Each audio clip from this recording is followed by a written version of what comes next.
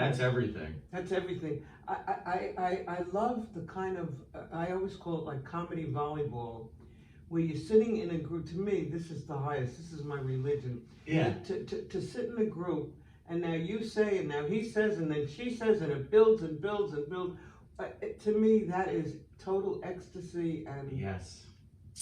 And you have a joke, and then it kind of just becomes a joke for the whole night that everybody's in on. And if you're watching from outside, you think we're crazy, but we're all in on the same joke. We're crazy. And refer back to it and yes. keep it going. I just love it. And that's where you first, like in Bridgeport, that's where you first felt like you had this group of comedy volleyball. I did. I love that. I loved it. I always call it, I think of that as like talking at the lunch table, like when I had like my close group of guy friends in elementary school, and that was like we would do sleepovers on Friday nights and we were just laughing our heads off all night long and just all in on the same joke, and our moms would be like, what the hell are you guys laughing at? It's like, you don't get it, don't worry, but we get it. That's what matters. That's why we're laughing. And you know, it's interesting because I have the idea, I think comedians are born. Like my grandson was a born comedian.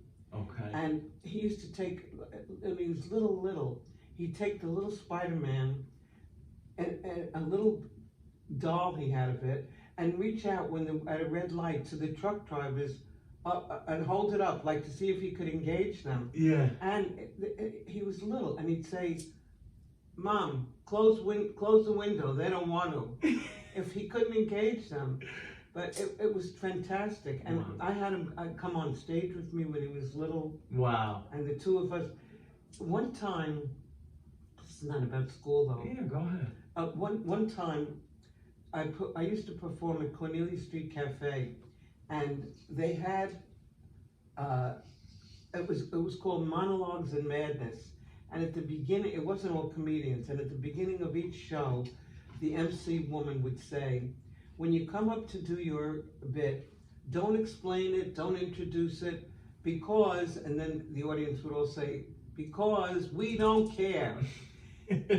So now and everybody would read theirs. So I had a thing between me and my grandson. We both had a script and we were reading it.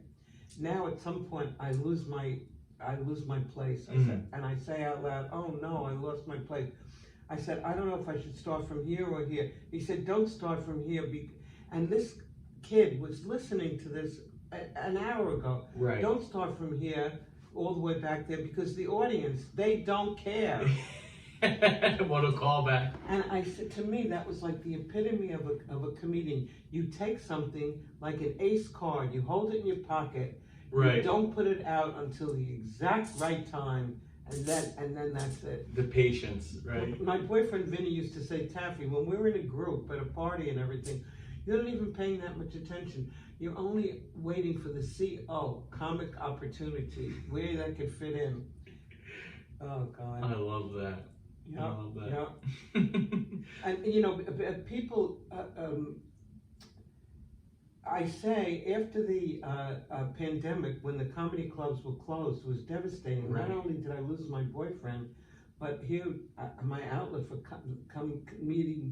being with the comedians was closed. Right. So it was horrible, and the Zoom does not do it. Nothing. So now when it came back, I'm so thrilled, and I say, as I'm on the stage in this high joy of it, like, can't you move in with me? Can't we all get married? Can't we all be together? It's just, to me, it's the ultimate pleasure. Yeah. People sit and they quietly listen to music. To me, that's not together enough. No, this is, you said it before, it's like religion. You know, it is the community gathering place where you come and you speak your truth. Exactly. You know. And I also feel people are not naturally meant to live alone.